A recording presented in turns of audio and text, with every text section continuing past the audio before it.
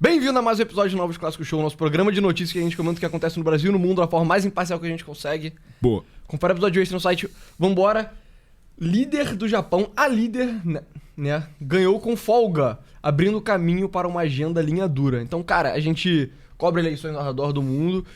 E essa, na verdade, é uma eleição bem mais importante do que parece, né? Porra, pelo amor de Deus, pode ser mudança de paradigma no Japão desde 45, né? Desde a ocupação formal dos Estados Unidos, desde as bombas em Hiroshima e Nagasaki, pode ser a maior alteração de curso do Japão. Exato. Então, cara, só pra já entregar a melhor parte, esse aqui, a página da Wikipedia tá resumindo os resultados. Você vê aqui, essa é a Sanai Takahashi, que é a líder do LDP, que é o Liberal Democratic Party, então é Partido Liberal Democrata. Pra você ver como o Japão foi um país eminentemente, colonizado pelos Estados Unidos. Esse é o nome do partido de direita de lá. É aquilo, não é extrema direita, sabe? O partido de extrema direita é esse aqui, é o Sanseito, que ele é tipo mais novo, as pessoas chamam de meio trampisco e tal. Esse é o partido de extrema direita, performou muito bem também, 15 assentos, né? Antes só tinha 2. Mas enfim, o partido de centro-direita / direita fez 316 assentos. De 465. Super maioria brutal, assim. Exato. Pra quem é bom em matemática, já fez a conta. É mais de 2/3. Pois é. E pra você passar emendas à Constituição japonesa, você precisa de 2/3. Então, cara, é isso. Eles têm controle absoluto, né? O partido tem poderes absolutos no Japão hoje, basicamente. Exato. E é por isso que você deveria assistir o vídeo até o final. Mas o ponto é, cara, o LDP... Mas antes de qualquer coisa, tá bonito hoje? Ah, obrigado, Eduardo Aí, Pessoa. Olha a roupa do cara, meio granfino hoje. Explica aí, por que você tá usando? Hoje, galera, 4 da tarde, eu estarei no programa 3 em 1 na Jovem Pan. Fazer uma aparição suave lá, tá? Mas pode ser o início de uma coisa muito legal, então prestigie. Tem canal no... Eles têm um canal no YouTube, então dá uma olhada lá. Exato. 4 da tarde. Mas enfim, o que você ia falar? Cara, o LDP, ele é meio que o partido mais à direita, né, tradicionalmente, mas ele é meio que o partido pega tudo também, né? Ele é meio que o partido do establishment japonês, desde 45, por pouquíssimos anos, se eu não me engano, por menos de 10 anos, desde 1945, ele não esteve no poder. Se você quiser ver isso, vê o vídeo que a gente falou quando a Sanai Takahashi ganhou a eleição dela, né? Exato. E das primárias, né, lá do partido internas. E ele varia bastante, né? Vai ficando, às vezes tá mais à direita, às vezes tá mais à esquerda. Desde o Shinzo Abe, né, que foi assassinado, primeiro-ministro famoso, foi um dos primeiros caras a puxar temas de natalidade a nível global, né? Tinha uma política bem forte de natalidade no Japão. Ele já era um aceno para um LDP mais de direita, né? A Sanai Takahashi, ela parece um aprofundamento disso, uma intensificação dessa vibe, falando abertamente, por exemplo, sobre remilitarizar o Japão, que era um tópico tabu até... sei lá, cara, vai até pouquíssimo tempo atrás, assim. Né? Exatamente. Então, enfim, pra vocês verem aqui, né? Acho que essa matéria acho que resume tudo, basicamente, né? Sim. Você não entendeu, não? Exato. Sério? Aqui. A parada é a seguinte, últimas notícias, primeiro-ministro, né? A primeira-ministra, no caso, dará prosseguimento à reforma constitucional. Ou seja, tem de fato intenção de reformar a Constituição e a Constituição japonesa nunca foi reformada, não tem nenhuma emenda. Ela existe desde 46, eu tô com ela aberta aqui, a gente pode passar, e nunca foi feita uma emenda nela. Você vê, em uma coletiva de imprensa, a primeira-ministra Takahashi disse: a Constituição nos diz quais são os ideais do país. Continuaremos a enfrentar o desafio de emendar a Constituição, mantendo os olhos voltados para o futuro. E aí, enfim, tem essas páginas aqui de notícia no Japão falando sobre isso. Esse tá sendo o overview, né, do comentário geral. De novo, esse cara é meio japonês. Assim está, o destino está traçado. O cara falou, né? Os dados foram lançados. A lei Iacta Est. O PLD conquistou a maior maioria no Japão do pós-guerra e é provável que alcance até mesmo a maioria de 2/3. Alcançou. O que lhes permite revisar a Constituição. Chega de desculpas da oposição, o PLD terá liberdade para governar com bem entender. E aí, o principal artigo que pode ser reformado é o artigo 9º. Que é, enfim, eu achei que esse cara falava disso nesse tweet. Isso aqui é uma página que tem do governo japonês, que tem a Constituição do Japão em inglês. Posso traduzir aqui. Mas, primeiro, ela é relativamente curtinha, né? É interessante você ver isso aqui. Qual é a data? 1946. Cara, 1946 é um pouco mais de um ano depois do fim da Segunda Guerra Mundial. Nesse momento, o Japão era uma colônia dos Estados Unidos, essencialmente. Tipo... efetivamente, militarmente ocupado. Exato, militarmente ocupado. As pessoas não sabem mais. Cara, os Estados Unidos só saiu militarmente da Alemanha e do Japão lá pro final da década. Começou a sair no final da década de 40, nos anos 50. Então, tipo, entre 45 e 50, eles estavam sendo ocupados, propriamente dito. Então, o fato que essa Constituição foi passada tão pouco tempo depois do fim da guerra mostra que, basicamente, isso não é uma Constituição japonesa. Isso é uma Constituição que os americanos escreveram e entregaram. Falaram, ó, assina essa porra. Não, e a ocupação americana ela teve um papel simbólico também de ser disruptiva para alguns temas que eram muito caros para a sociedade japonesa à época. Então, por exemplo, o papel de sacralidade do imperador, né? Ao longo do século XX ele foi se tornando mais sagrado e ele tem o pináculo, né, na Segunda Guerra Mundial. Aí você vê, após a ocupação americana, o imperador que não podia nem ser encostado, né? Ele não podia ser tocado por nenhuma outra pessoa. O MacArthur vai lá, faz questão de apertar a mão dele, né? Exato. Tem a fotografia famosa pra provar que, pô, esse cara meio que não é Deus, ele não é filho de Deus. Exato, entendeu? ele não é Deus, meu irmão. Eu tô acima dele, sabe? Porque eu sou um general americano. Sou o Yankeezão, né? Então, vários elementos da política tradicional japonesa. E aí, cara, é aquilo, né? Tem muita loucura também, né? Muitas coisas que eram do século XIX, muitas coisas que eram mais antigas ainda do que isso. O Japão rapidamente virou pra, cara, olha só, você é uma democracia liberal agora. Exato. Modelo...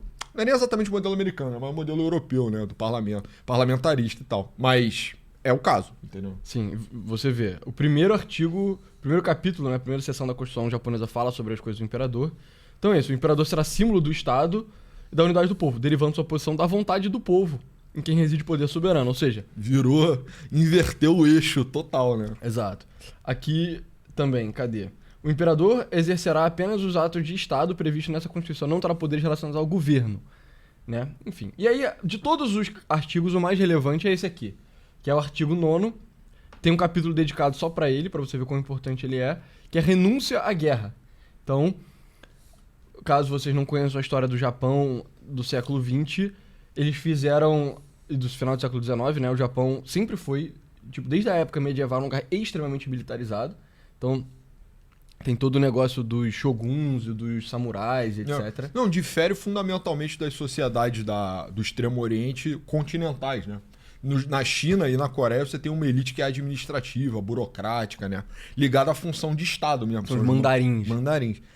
No Japão, a elite ela era mais parecida com o modelo europeu, né? Era uma elite militarizada mesmo, né? Então, ligada, obviamente, à administração da terra, né? Os daimyos, etc. Mas também, porra,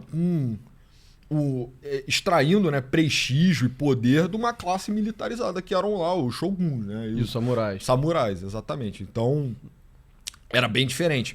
E o Japão passou muito tempo fechado, isolado, e ele passa por um processo de abertura drástico e decisivo e muito impulsionado por capital britânico para conter a Rússia.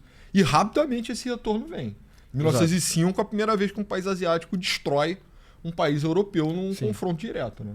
Parece que os líderes militares japoneses no final do século XIX olharam pro Japão e ficaram tipo, cara, se a gente não se industrializar ultra rápido, a gente vai ficar à mercê dos europeus. Estavam certos. Estavam certos. Né? Todo mundo que não se militarizou ficou à mercê dos europeus naquela época. Eles conseguiram... Desculpa, militarizar não, industrializar. Eles conseguiram se industrializar super rápido. E aí, cara, você é um país de guerra, agora você tem indústria pra caralho, você basicamente virou um país europeu. E aí eles começaram a fazer o que os europeus faziam, que era colônia. Então eles colonizaram a Coreia, colonizaram Taiwan, pegaram um pedaço da China, pegaram um pedaço da Rússia também, do que hoje é a Rússia, pelo menos.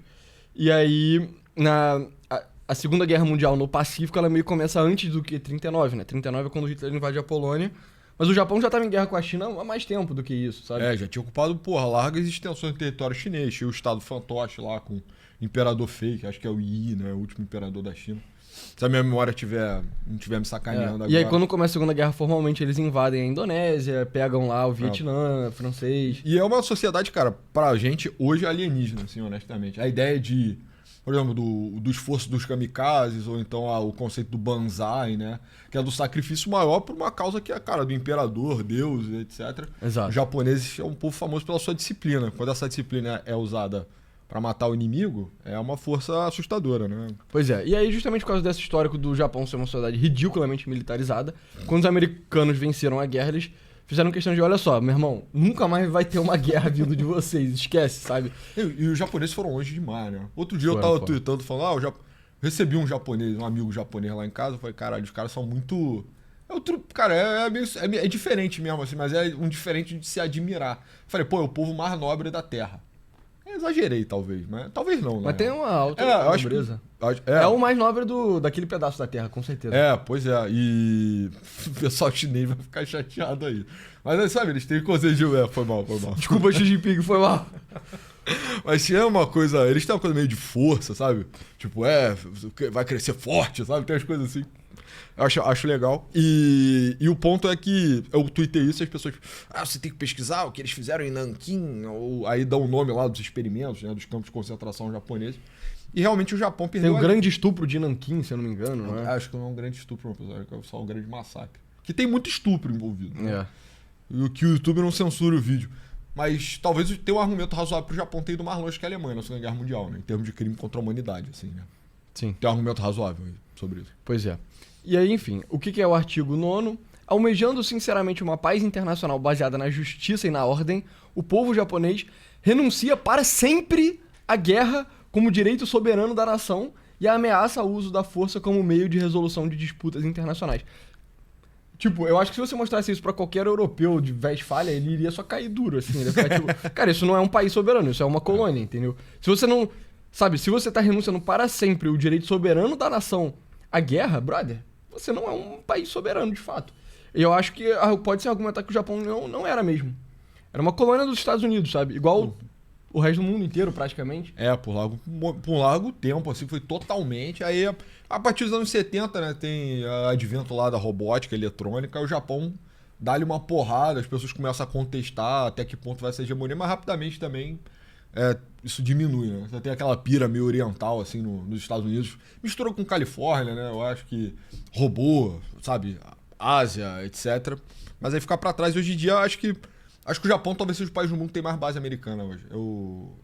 Esse dado tá um pouco empoeirado. É porque eles têm tanto no mainland quanto nas ilhazinhas também. Tem uma né? porrada de base americana. Tem mais de 50 bases americanas no Japão. E o exército japonês, formalmente, ele é muito pequeno, mas eu já li também que já está passando processo de remilitarização lá de Chava, né? Discretamente. Aquilo, é discreto. Os americanos concordam? Sim, óbvio. Né? Claro. Não é na de Chava 2 americanos, é só na surdina.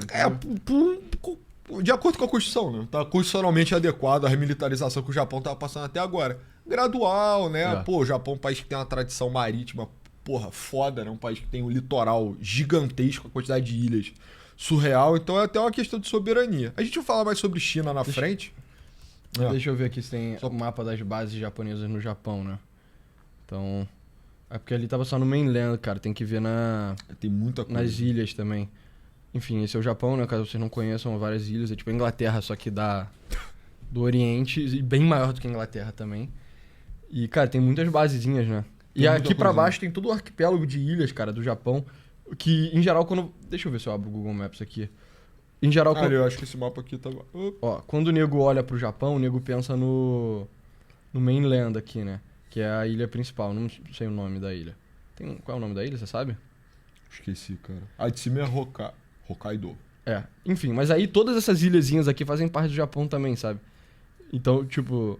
Tá vendo? Tem Okinawa, que é muito famosa por causa da Segunda Guerra e tal. Do karatê, né? Onde foi inventado. Mas tem aqui, cara, Ishigaki, Miyakojima, Taketomi... Butchering, né? Sabe? Só destruindo toda... mas, entendeu? Toshima, Yakushima... Isso tudo é ilhazinha, cara, que... Você vê, faz um bloqueio quase que natural à China, a parada, sabe? Então... E elas... É um caminhozinho perfeito do Japão em direção a Taiwan, né? Que é um dos possíveis lugares pra eclodir a próxima grande guerra, né? Até que ponto uma terceira guerra mundial? Talvez não seja mundial... Mas com certeza a maior guerra desde a Segunda Guerra Mundial, que é em Taiwan. Então, cara, é um lugar estrategicamente muito importante se o grande rival do Império Americano fosse a China, sabe? E eu acho até que é uma diante da tensão, né? Diante da ascensão dos chineses no plano mundial, cara, tardia, tá? Acho que é hesitante, assim, a remilitarização do Japão. Não é tão tardia, não. É 10 anos depois do Trump ter jogado merda no ventilador. Não, mas eu digo em relação à China mesmo, né? Ignorando política americana, assim. Porra, cara, a China já tá chamando muita atenção, tem um passo, assim, né, cara? Sim. E eu acho que fazia sentido já ter dado início nisso. Porque vai ter uma curva agora, né? Quero produzir um porta-aviões. Demora mais de um ano, pelo menos. Com certeza, né? demora vários anos. Entendeu? O porta-aviões é tipo uma fábrica gigante, pô. É imenso, né? O tamanho da pequena ilha que move e tal. Então ainda vai ter mais um delayzinho até o Japão estar à altura. Mas definitivamente é uma resposta à ascensão das tensões no mar da China, norte e sul. Principalmente o sul, cara. Sim. O sul é muito tenso. A gente já falou uma porrada de vezes, né? Denunciando a China, é denunciada fóruns internacionais o tempo inteiro pela prática bizarra de construir ilhas artificiais e reclamá-las pra si. Cara, eu fico me perguntando até que ponto essa porra não é exagerada, sabia? Eu não sei se é só o meu lado cético, tá ligado? Que qualquer coisa... Será mesmo? Exato, qualquer coisa que todo mundo fala, que vira meio que um clichê, eu sempre fico tipo, pô, tem tantos clichês retardados. Você já viu o vídeo da parada? É porque eu não sei se eles fazem... Mano, muito. vídeos mídio, entendeu? Pode ser uma porra buchitada, sabe? porque chega Mas a a ser- ideia é... A China, que é um pedaço maior aqui dessas águas territoriais, ela fica construindo ilhazinhas perto do Vietnã, perto das Filipinas, perto aqui da Malásia e tal, pra meio que ficar tipo, ó, eu tenho uma ilha aqui, hein? Se você chegar a 100 milhas de distância, eu vou derrubar seus navios. Cara, é uma solução bastante chinesa pra um problema bastante complexo, né? Que é tipo assim, qual é a um regra... problema complexo, né? É só agressão mesmo, na minha opinião. Não, é tipo assim, cara, ó, eu quero fazer um grande cerco dos países que estão nas minhas adjacências, países que me odeiam. Como eu posso reclamar essas águas territoriais pra mim? Eu preciso de um território. O que eu posso fazer? Eu vou pegar a porra de um cargueiro cheio de terra e vou só dump assim, e aí eu vou fazer uma ilha e vou reclamar ela pra mim. Aí essa é a regra, né? Pra água continental, direito internacional. E é bem chinês, imagine. no sentido de a história da China... A China nunca... Tipo, a China como China, né? Não como, porra, os manchus que eventualmente conquistam a China se tornam chineses, ou os mongóis que eventualmente conquistam a China se tornam chineses. Mas a China já estabelecida, ela em geral não faz grandes conquistas, né? Ela só faz bullying com os vizinhos. A cultura profundamente sinocêntrica, né? A China, o chinês no imaginário político, geopolítico dele, não vê nem a necessidade dele. Porque pra ele o mundo é a China. Sim. Tipo, é profundamente etnocêntrico mesmo. Você, assim, cara, você vai pegar o chinês de diáspora, né? Tu vai falar com um chinês no Brasil, você provavelmente não vai sentir muito isso, porque tem uma pressão seletiva pro chinês. Tá longe de casa, ele tem uma visão mais aberta. Mas, assim, os relatos que eu ouço é, tipo, cara, vai chegar no Japão, vai chegar na China, assim, e você vai falar sobre coisas do mundo e não existe interesse, basicamente, entendeu? Os caras querem saber o que tá acontecendo Exato. no reino do meio. Sabe o estereótipo que o nego fala, o americano só olha o próprio umbigo. Tipo, isso é absurdo, obviamente o americano surreal. olha o próprio umbigo, sabe? Isso é Senão eles não seriam um império global. É, Mas os chineses realmente meio que só olham o próprio umbigo. Né? Eu acho que... E aí as pessoas falam muito sobre, cara, escalar de tensão e tal, né? Pô, império global chinês. Eu acho que, por definição, império global chinês é contraditório, entendeu? Exato. A pira Se da isso acontecesse, seria uma coisa inédita na história de 5 mil anos da China, né? Entendeu? É mais que... Você vai assistir a China fazendo as pessoas acharem a China mais legal com o tempo e tornando ela mais próxima da China. Então é mais significar a esfera de influência. Que é o que aconteceu no Vietnã, em grande medida, né? É um outro reino adjacente que foi significado. Ou então, sei lá, a Mongólia ao norte, Malásia. não sei. Malásia, enfim. Essa região toda aí, Laos, né, essa porra toda foi drasticamente influenciada pela China. E essa é a pira deles, não é basicamente conquistar, né? Então, Pois é, enfim. mas enfim. E aí, falando na China, a presença da China tem grande peso nas eleições japonesas. Então, a forma como a primeira-ministra Sanai Takahashi tem lidado com as relações bilaterais tornou-se um tema central de sua campanha. Seus comentários anteriores sobre Taiwan provocaram represálias de Pequim. Aí tem uma foto dela aqui com o Xi Jinping. A China não estava presente nas eleições antecipadas japonesas de domingo, mas teve grande influência. Recentemente, o governo chinês tentou punir o Japão por uma declaração da primeira-ministra Sanai Takahashi sobre Taiwan, a democracia autogovernada que Pequim reivindica como parte de seu território. A senhora Takahashi, conhecida por suas posições linha dura em relação à China, afirmou em novembro que o Japão poderia intervir militarmente caso a China atacasse Taiwan. O que é bizarro, né? Tipo, isso vai... O New York Times vai falar, seu comentário rompeu com uma política anterior de evitar qualquer menção explícita a Taiwan no contexto de situações que ameaçam a sobrevivência. Não, mano. Sim, isso de fato rompe isso, mas é uma ruptura muito maior. É uma ruptura dos últimos, 70 anos de política japonesa, né? Geopolítica japonesa. Não, o Japão se pronunciar dessa forma realmente é... Eu nem tava a par dessa declaração específica, mas isso é bastante radical na janela de Overton do Japão, né? Mas, de novo, ela tem um mandato extremamente popular. E a gente cobriu na época da eleição dela que o LDP tava com problemas de popularidade muito graves, né? Então, assim, tinha a questão de imigração, tinha a questão de preço do arroz, que ninguém mais tá comentando. Deve ter sido resolvido. Imagino que deve ter sido resolvido, né? Também não tô tão a par assim, né? Pô, vai me perdoar. E tinha uma outra coisa, e tinha questões sobre costumes, né? Atenção militar, etc. Até a ascensão da Takashi, cara, o que tudo indica, ela acertou na mosca que os japoneses queriam, entendeu? Exato. E eles querem guerra, né? Eles querem dureza. O meu amigo tá falando sobre isso, tá? Ele é um chinês, ele é um japonês. Pô, eu tô trocando os dois de uma forma extremamente obtusa hoje. Ele é um japonês extremamente cosmopolita, não mora no Japão. Ele é da onde do Japão? Sabe? E ele é do sul do Japão. Ele não é de Okinawa, mas ele é de uma cidadezinha pesqueira ali do sul. E ele é um cara, pô, que gosta, que viaja, ele é meio mochileiro. Ele é 100% assim. japonês? 100% japonês. Um abraço aí. Eu nunca vai assistir esse vídeo, né?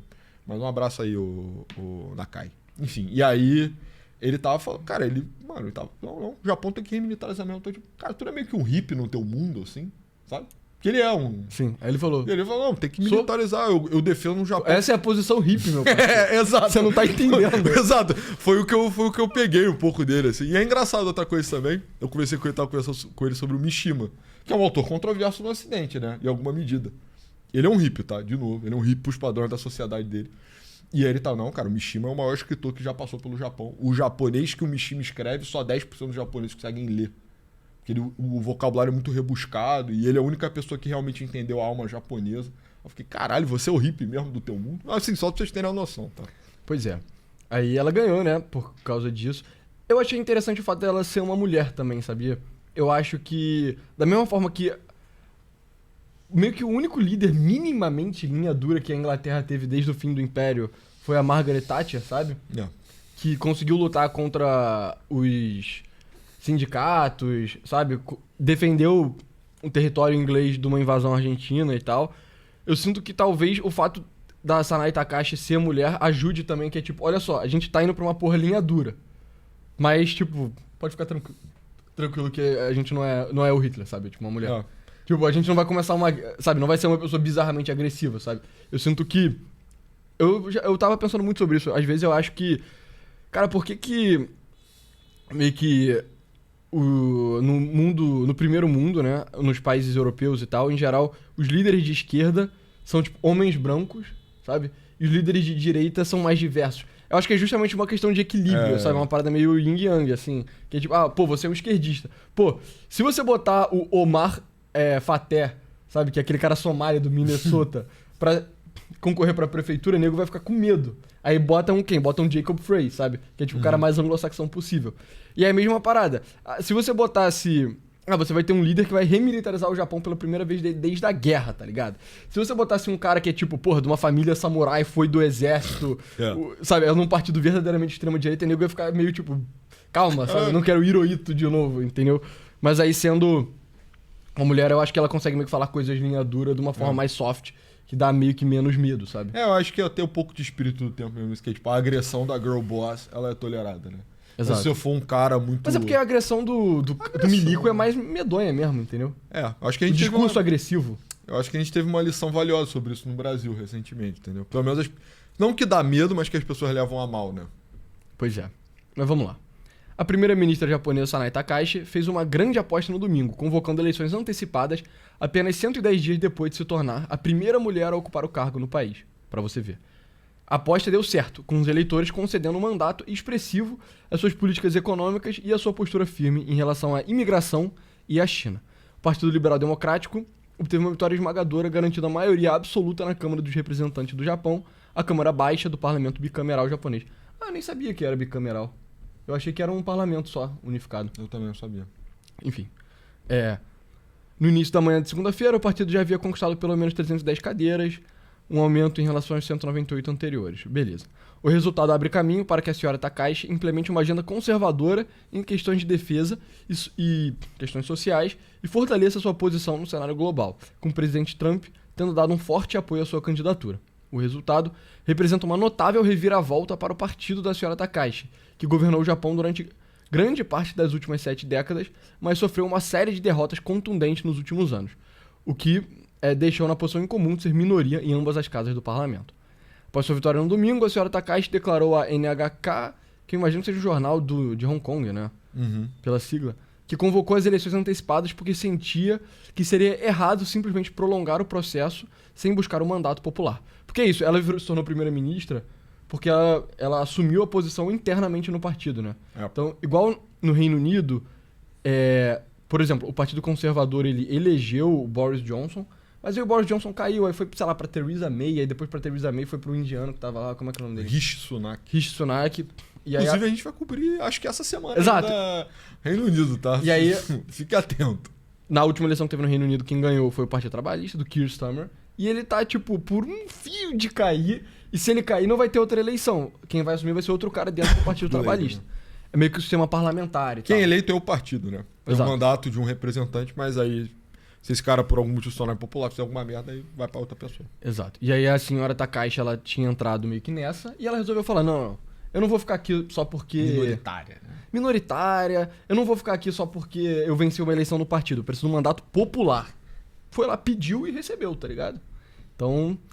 O voto de confiança do japonês, cara. Eu acho que Cara, é bonito, assim, porque você vê uma crise de representatividade muito grande pelo mundo, né? Tipo assim, você vê o sistema, especialmente os parlamentaristas, tá? Eu sou um defensor do presidencialismo.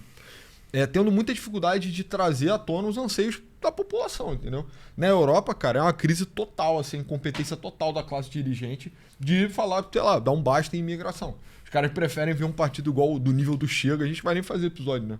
Mas, eu acho. Mas Não vai. A gente já não- fez. Se você quiser ver sobre a eleição portuguesa, vê o episódio que a gente fez 2 semanas atrás. A gente cravou, entendeu? É porque deu literalmente o cenário mais previsível possível. Então, nesse caso, não vale a pena comentar.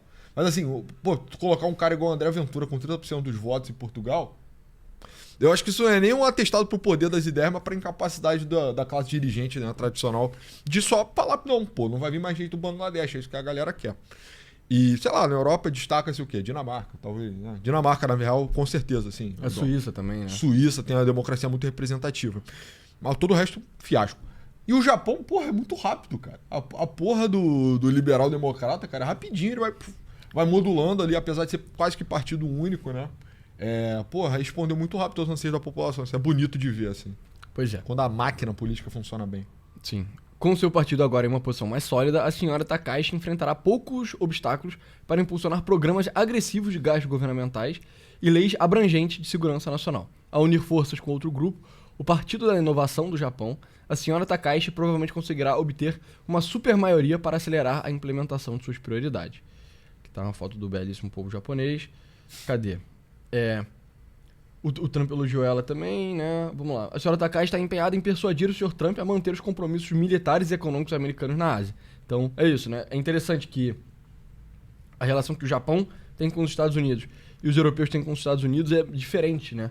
Que os dois são colônias americanos, né? Só que os europeus são mais irreverentes, assim, eles ficam meio tipo, cara, pô, eu não gosto deles, e o Japão gosta, sabe? E aí acaba tendo esses problemas. O Japão fica tipo, pô, cara, a China tá aqui do lado, a gente precisa de apoio dos americanos pra nos defender da China. Os europeus estão lá, estão com um problema com a Rússia, e eles ficam tipo, o Trump tá nos atrapalhando. E aí, por outro lado, eles ficam, sabe, tentam aumentar o gasto, mas não conseguem. A grande parada, na minha opinião, é que o retardo da esquerda ocidental, ele não afeta os países orientais, sabe? É só imunizar. Inclusive, cara... E aí, dado que você não tem esquerda retardada, o seu país só funciona muito melhor. Porque você não tem esquerda retardada. Dado que você não tem esquerda retardada, você também não tem direita retardada, né? Porque isso que você falou, não é o André Ventura, entendeu? Essa Sanai Takashi é muito mais séria a parada. Por ela eu Entendeu? boto a mão no fogo. Sacou? Não, mas... Por que a política no Japão é tão menos retardada? Porque, tipo, o Japão não é um país de pessoas retardadas. Mas a Alemanha também não é, tá ligado? Eu acho que é uma questão de prioridade, pessoal. Eu tava vendo os caras comentando assim. Você faz poll de legalização pro casamento gay no Japão. O Japão é maciçamente a favor. E aí você coloca a candidata mais conservadora nos últimos 70 anos e o japonês é maciçamente a favor. Fala, a mente europeia não consegue acreditar justamente que as prioridades no campo da esquerda e da direita, estão muito deslocadas hoje, cara. Tipo, você vai ter mais palanque falando sobre causa de minorias sexuais na Alemanha do que falando sobre militarização, não tem a menor dúvida disso.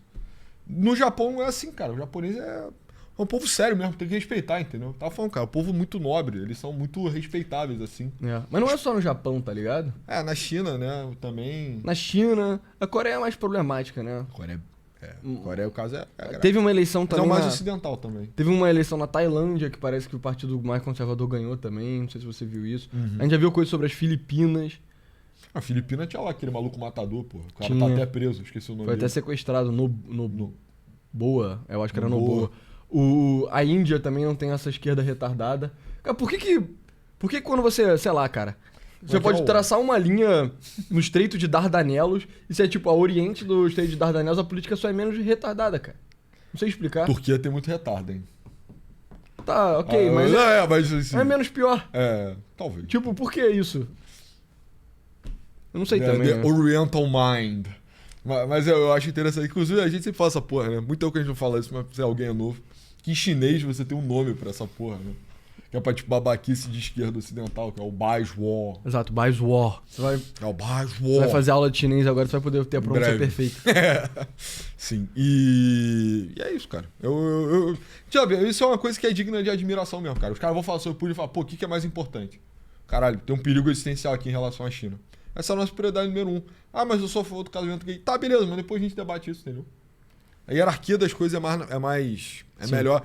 São sociedades mais hierarquizadas também. Exato, né? e eu acho que parte do fato do Japão ser mais hierarquizado, eles aceitam que, tipo, cara, bem ou mal, eles reconhecem no âmago mais profundo deles que eles são vassalos dos Estados Unidos, entendeu? É. Então é tipo, cara, os Estados Unidos é o senhor e tá tudo bem. O japonês é um povo de um perfil muito leal também, né, cara? Sim. Tipo... É a parada do kamikaze, né, cara? Você aceita se matar pelo general e pelo imperador. E pela glória da tua família, cara. Eu também tava conversando dessa porra com um amigo, ele falou assim, cara, o chinês, ele é mais individualista. O chinês, ele só respeita dinheiro, família e amigo. Falou isso, meu. Esse é o hippie japonês, tá? Ele falou, cara, o chinês ou é dinheiro, ou é família ou é amigo. O resto ele quer que se foda, assim, ele quer tirar vantagem. E eu tava explicando que amigo também não é amigo, tipo, igual no Rio, sabe? É tipo amigo mesmo, né? Sim. E no Japão não, cara, o senso de coletividade brutal, assim, brutal. Então difere nisso aí também. Pois é. Enfim. A senhora Takashi está empenhada em persuadir o senhor Trump a manter compromissos militares e econômicos americanos na Ásia. Os dois devem se encontrar em Washington em março. O Trump a apoiou em uma publicação no Truth Social na sexta-feira, chamando-a de líder forte, poderosa e sábia. Grande elogio na cultura dos caras. Então vamos lá. E deixa eu ver. A senhora Takashi está lidando com as consequências dos esforços da China para punir o Japão por um comentário que fez em apoio. A gente falou sobre isso. Os apoiadores da senhora Takashi esperam que sua vitória ajude a enviar uma mensagem de que Tóquio não recuará diante das ameaças chinesas. Cara, na China isso deve estar caindo muito mal, sabia? Porque os chineses são muito traumatizados com o Japão, né? Ressentidos também, né? Muito Bom, o ressentidos. sangue deve estar fervendo, assim, né? Eu acho que se os chineses eles ressentem os europeus pelo século da humilhação, cara, eles devem ressentir mais ainda os japoneses. A gente não viu, cara. Foi notícia uns 2 meses atrás. O maior blockbuster da história da indústria de cinematográfica chinesa. E era uma parada tipo, anti-japonesa pra caralho. Exato, era um filme que se passava na Segunda Guerra, dos caras resistindo contra a invasão e a brutalidade japonesa e tal. Era análogo lá ao RRR na Índia, né? Sendo que os indianos nem têm um ressentimento tão grande dos ingleses. É bem misto, né? É um sentimento ambíguo de ressentir, mas admirar. Entre China e Japão não, é só ódio mesmo. É só tipo... Isso eu tava falando, cara. Pô, mano, meu amigo lá, o Naoki, cara, tava dropando bombs, mano, falando sobre o chinês. E ele é um cara de boa. Sim. A vitória da senhora Takashi ocorre em um momento em que grupos de direita no Japão estão ganhando força. O Sanseito, um partido político japonês que compartilha algumas semelhanças com o movimento MAGA do Trump, conquistou pelo menos 11 cadeiras, foram 15, um aumento em relação às duas anteriores, segundo a NHK. O partido tem uma influência desproporcional na política nacional e pressionou a senhora Takashi para que agisse rapidamente para aumentar os salários estagnados e endurecer as leis de imigração. A senhora Takashi poderá impulsionar outras mudanças há muito desejadas pelos conservadores, incluindo a promulgação de uma lei anti-espionagem e a alteração de uma cláusula pacifista na Constituição para libertar as Forças Armadas do Japão. A economia foi um tema central na campanha. A senhora Takashi propôs programas agressivos de gastos governamentais. De gastos? É, né? Aumentar Aggressive Government Spending Programs, né? É isso mesmo. Com o objetivo de impulsionar o crescimento, mas que também alimentaram preocupações sobre os níveis exorbitantes da dívida do Japão. A dívida do Japão, a maioria dela, o próprio Banco Central japonês que é o dono, né? Então, apesar de ser ruim, é mais um problema de inflação do que um problema de, tipo, nossa, você Insolvência. tem que fazer austeridade, assim, né? Tipo, tem que fazer mais uma hiper-austeridade, igual a Grécia fez, sei lá. Defensora do estímulo fiscal para romper um longo ciclo deflacionário, a senhora Takahashi aprovou um orçamento suplementar recorde no ano passado. Então, cara, é isso, né? Eleição, porra, histórica. Eu tô ansioso pra ver o tipo de mudança que ela vai... Se realmente vão fazer mudanças constitucionais. Se eles vão só jogar fora esse artigo 9º aqui. Porra, é. Isso seria doideira. Mas, cara, é bastante interessante, né? Cara, sempre tem aquela chance de ser um Nothing Burger, né? É, Mas tá tá com sempre de cara. olho, mas é isso que eu ia falar. Não tá com cara, não. Isso é um momento de escalada de tensão no Pacífico, assim. Né? Tem algumas boas alternativas sobre onde pode ser o estopim da próxima grande guerra, né, no mundo. Não acho que é descartável de que já, nossa, nunca mais vai ter. Acho bem provável que vai ter algum dia, né, eventualmente. Então, o Oriente Médio era uma quente, tem desacelerado, né, tem arrefecido rápido. Ucrânia e Rússia, ao que parece também encaminhamento para paz. E aí você tem um estopim plausível no Pacífico. Esse aí parece estar esquentando. E esse é o que tem o potencial de dar mais merda, dar porque a mais China merda. é o mais formidável dos rivais americanos. E é a pior... exatamente o que eu falei. É a pior posição para os Estados Unidos possível, assim. Das zonas de tensão que poderiam startar, assim, essa é a... Que é aquilo, né, cara? A China tá do lado de Taiwan, meio que é o objetivo estratégico deles e tal. Então, teria a oportunidade de ser uma vitória rápida. Uma conquista rápida. E compara o poderio econômico da China com o da Rússia. Pô, cara. Porra, Compara da incomparável. China com o da Irã. O Irã hoje em dia tá esmagado economicamente. A Rússia produz petróleo, mas não tem indústria. A China não. A China tem tudo, sabe? Pois é. E é formidável. Adversário formidável. E pra ler a sua opinião aqui que eu achei interessante, a primeira-ministra Takahashi tem uma maioria tão grande que poderia emendar a própria Constituição japonesa. A mesma Constituição que os Estados Unidos impuseram ao Japão durante a ocupação do país após a Segunda Guerra Mundial. A ironia, claro, é que muitos americanos veriam com bons olhos a revisão da Constituição japonesa. O mundo em que vivemos hoje não é o mesmo de 80 anos atrás. O Japão não é inimigo dos Estados Unidos. E os Estados Unidos não são inimigos do Japão. O artigo 9º deveria ser reescrito para permitir que o Japão se rearme completamente e assuma seu lugar entre as grandes potências mundiais. Takahashi também mencionou a possibilidade de incorporar uma cláusula de poderes de emergência à Constituição, concedendo a si a mesma capacidade de declarar um verdadeiro estado de exceção nos moldes de Smith, né? Então, concedeu ao primeiro-ministro o poder de declarar estado de exceção, né? Estado de guerra, essencialmente. Seria bem interessante também. Acho que faz sentido, tá? Se você tá planejando entrar Se você acha em que tem um guerra, ou se risco de entrar preparar em pra guerra, né? Não, mas isso é não negociável, né, em contexto de guerra. Assim, acho que também as pessoas não fizeram as pazes com isso. Mas se o país está em guerra, cara, vai ter controle midiático, vai ter Poderes absolutos. vai ter poder né? absoluto, as eleições vão ficar suspensas por um tempo. É só olhar a Ucrânia, entendeu? Pois Pô, é. a Ucrânia é o bastião lib, né? Pô, caralho, nada poderia ser mais liberal democrático que uma bandeira ucraniana hoje. Porra, vai ver lá, os estados dos direitos civis na Ucrânia, assim, são exigências do contexto de guerra. Não é o sonho de ninguém, né? Ninguém queria estar em guerra, mas... Pois é. Quer dizer... Aí tem uma parte aqui que eu fico um pouco em dúvida, porque eu vi uns caras meio esquisos no Twitter supondo, quais artigos da Constituição japonesa poderiam ser revogados, né? Aí esse cara que traz. O Partido Liberal Democrático também poderia revogar o artigo 20, que estabelece uma estrita separação entre religião e Estado, e permitir que o governo promova ou mesmo realize seus próprios atos religiosos por protocolo social ou práticas etnoculturais. Será? Não sei. Talvez sim, talvez não. Não sei se os caras é um pouco de wishful thinking, né? Tipo, esse cara- seria tão bom se o Estado e a religião voltassem a se unir, aí o cara fica projetando essa porra no Japão. esse cara deve ter muito Weibo, né? Que tá tipo... nossa, seria tão base se o imperador do Japão voltasse a ter todo o poder simbólico, né, religioso que ele tinha. Mas eu não acredito acho improvável ressacralizar a figura do imperador. Não, é porque a casa dinástica do Japão tá em maus lençóis ultimamente, hein? Pois é. Mas aí depois ele continua.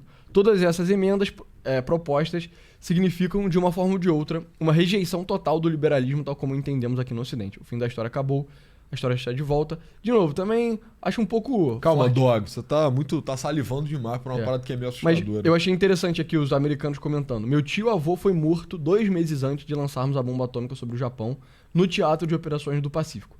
Meu avô é o melhor homem que eu já conheci de longe e ele odiou os japoneses até o dia de sua morte, sabe? Pra você ver como que... Cara, os americanos que lutaram a Segunda Guerra Mundial, ou então os mais próximos, eles tinham um pé atrás gigante com o Japão, assim. Isso vai começar a mudar nos anos 80, quando já era uma geração que já não tinha participado dessa guerra. Porque Outra cultura. pros americanos, a guerra no Pacífico foi mais traumática do que na Europa. Quem se fudeu na Europa foi a Rússia. Mas você tem que lembrar que os Estados Unidos ganhou a guerra sozinha contra o Japão. Né? Enfim. Mas é inegável que os japoneses são nossos maiores aliados no mundo atual. As pessoas têm muita dificuldade de atualizar seus modelos mentais. Precisamos fazer isso ou pereceremos. Então, tem vários americanos meio trumpistas falando que, na verdade, o papel, a posição de maior aliado dos Estados Unidos é o Japão e não a Inglaterra. E talvez seja verdade, sabe? Eu acho que se você for trumpista, talvez é verdade. Porque pensar os Estados Unidos como sendo uma coisa só funciona em alguns contextos, mas não funciona em outros. Quando o Trump tá no poder, é meio foda, né? Porque os europeus, eles... Ficou muito reticente, né? Eles ficam muito reticentes, sabe? E a verdade é, cara, a Europa tá se enfraquecendo por causa de política energética, por causa de política de regulação econômica, várias medidas anti-inovação. Imigração também acaba gerando problemas internos que não existiam na Europa, que enfraquece. E aí o Japão tem problemas econômicos? Tem, mas menos piores que a Europa. Eu vi também, parece que o Japão tá voltando a construir usina nuclear. Parece que dizem as más línguas, que se o Japão quiser construir uma bomba atômica, é só meio que estalar o dedo, que em menos de um ano você tem a bomba. E eu acho que eles têm foguete também, né? O Japão... Pô, o Japão é pica, pô. Porque... Tecnologia... Exato, tipo, você jogar foguete daqui é muito favorável, né? Pô. Mas, cara, acho que até colocando perspectiva assim, cara, a gente viu um Japão acuado pela Coreia do Norte por muito tempo, né? Isso era o tipo de notícia que passava assim... É porque quando as coisas são muito distantes do Brasil, eu acho que se perde um pouco o peso devido das coisas. Mas, caralho, cara, a Coreia do Norte é uma merda de... Perdão, é uma merda de país, entendeu? Um país horrível, pobríssimo, muito menos populoso e muito menor territorialmente do que o Japão, muito menos tecnológico. E o Japão ficava tipo, oh céus, que Jong-un está testando bombas no nosso espaço marítimo e tal. Por quê? Sabe, isso era meio loucura. E eu concordo com você, eu concordo com o cara, na verdade, né? Que provavelmente o Japão é assim, cara. Porque o Japão é um lugar onde a imagem do Trump é positiva, na real. O Trump começou... E isso é... Porque o Trump é um grande antagonista da China, né? Ele é o cara que trouxe a China pra ser, tipo, o vilão dos Estados Unidos. Dado que o Japão odeia a China e vice-versa. O Shinzo Abe talvez tenha sido o maior amigo, né? O maior aliado do Trump na primeira passagem dele. Ele famosamente tinha uma boa relação. O Shinzo Abe não está mais entre nós, né? Ele foi morto, Ele né? tá no céu shintoísta, no céu budista, na real, né?